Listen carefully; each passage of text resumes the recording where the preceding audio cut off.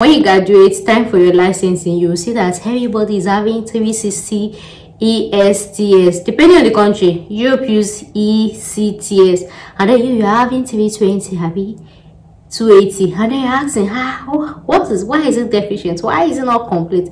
Then you now notice that in year 1 you are owing course, in year 2 you are owing courses like that. Imagine somebody that has graduated and you're going back to year 1 to be doing thesis that you did not do. Some schools as well, they might not actually take study gap. Some can take 1 year gap. Like me, I had like 5-year gap, and I saw Shege before I saw the school that take me. I saw Shege Banza, yes. Welcome back again to another video you guys should be expecting. So guys, very nice to maintain some professionals. Thank you very much. So guys, in this video I'm talking about countries that actually accept transfer medical students. So I happen to be a transfer medical student, and as I'm talking about me, there are so many conditions or situations that can actually request or warrant somebody transferring from one medical school to another. It's actually due to the ongoing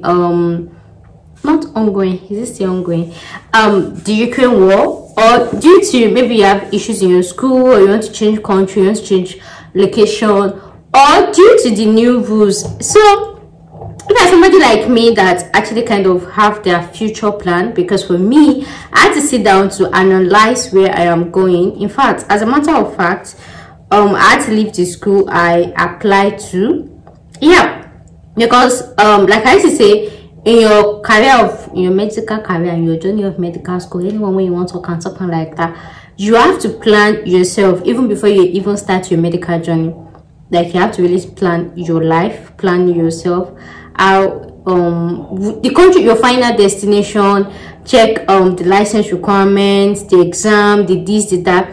So depending on where you're going, if you plan to go to just any, maybe work in your own country, you might not really be particular about any country you get your degree, anything goes. Whereas there are some countries you might want to work, they will use microscope to scan down your transcripts. There are some countries like that. So this is me saying, especially for transfer students, you really have to be very careful. I had a school that I wanted to apply to. When I sent them an email and I asked that I would be interested to know how they are actually going to do my transfer credits, because I like the country I plan working. I'm so particular about transfer credits and all of that, and the school did not respond to me. That is your loss, baby. That's your loss. So it's me saying, as a transfer medical student, be particular about your medical transcript. Though we have some schools are nice and receptive. For example, if you transfer to second year, you know there are some annoying courses that we do in medical school, maybe like philosophy, language course, or they will try to import one course in here, you know, things like that, in as much as they just accumulate. So some schools can just give you as credit pass, or they just tell you to just maybe do presentation and then you just pass it like that. So make sure that any school you're transferring to as well, that their management, they have the conscience of God in their heart.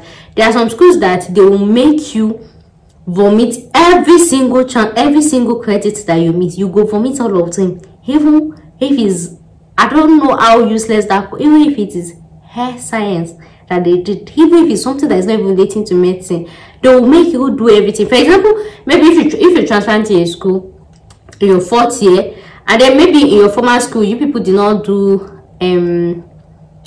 battery physics. We know that first year we just do all these annoying courses that is not even pertaining to medicine.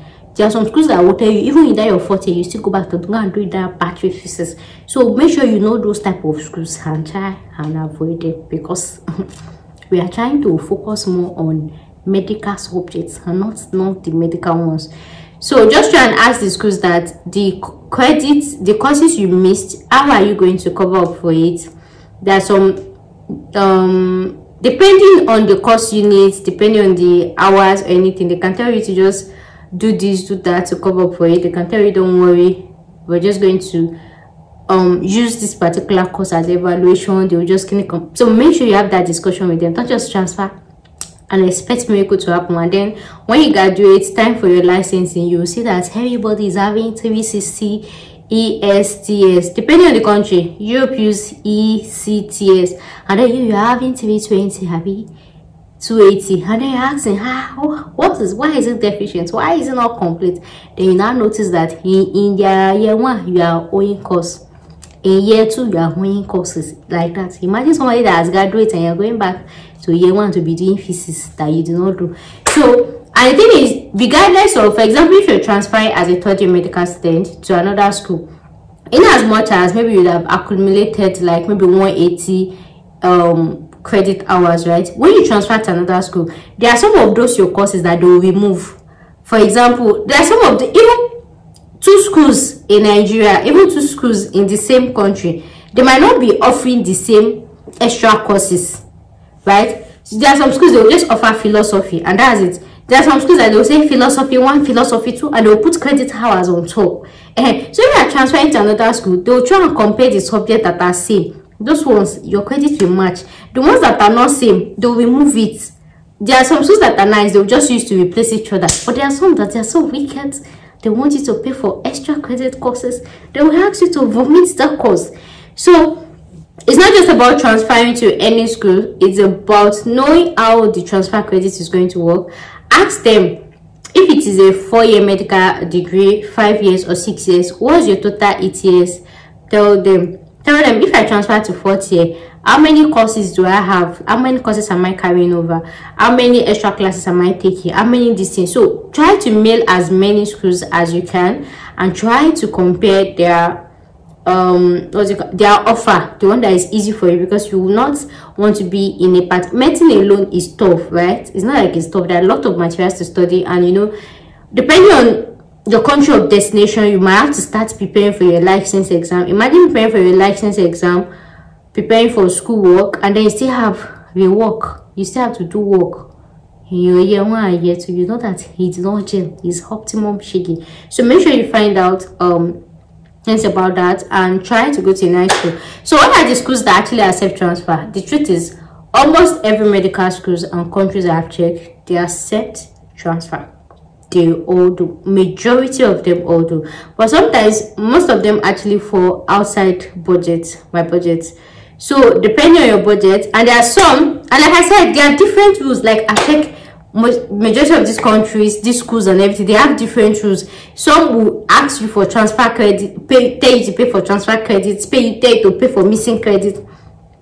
They try to bill you. Some will make you transfer in your actual year. Some will make you lose a semester or a 1 year back just because they want to take money from you.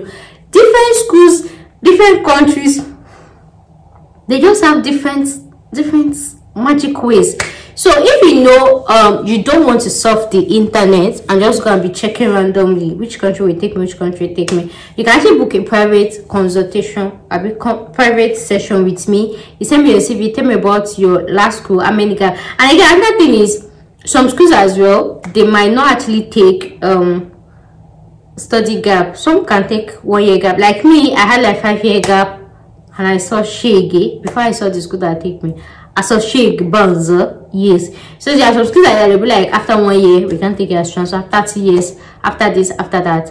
And like I said, before you even check any medical school, make sure that this medical school that is going to have signed your final degree actually aligns with your career or future goal. When I'm talking about career and future goal, I'm talking about licensing. If you have plans of going back to your own country to work as a doctor, there's nothing to worry about. Studying any course, as long as the degree is accredited by WDOMS, you don't have anything to worry about. If you want to go and study in a country like, if you want to go work in a country like UK, Australia and everything, you have to use microscope to scan the school so that when you graduate, you don't have problem.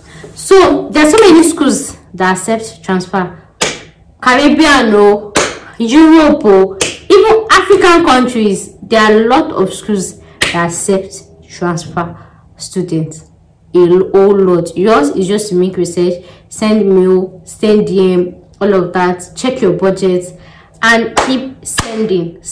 Like there are a lot of them. Almost all medical schools, actually accept transfer, but their requirements and criteria actually differs, and they are tuition free. So if you know you don't have energy to be searching and searching, you just want to go straight to the point or anything, you can book a private consultation with me. The price is in the description box. My contact details is in the description box. Then when your money, I can actually help you to streamline your options. Anyways guys, this one being the end of today's video. I'll see you guys in my next one. Bye for now.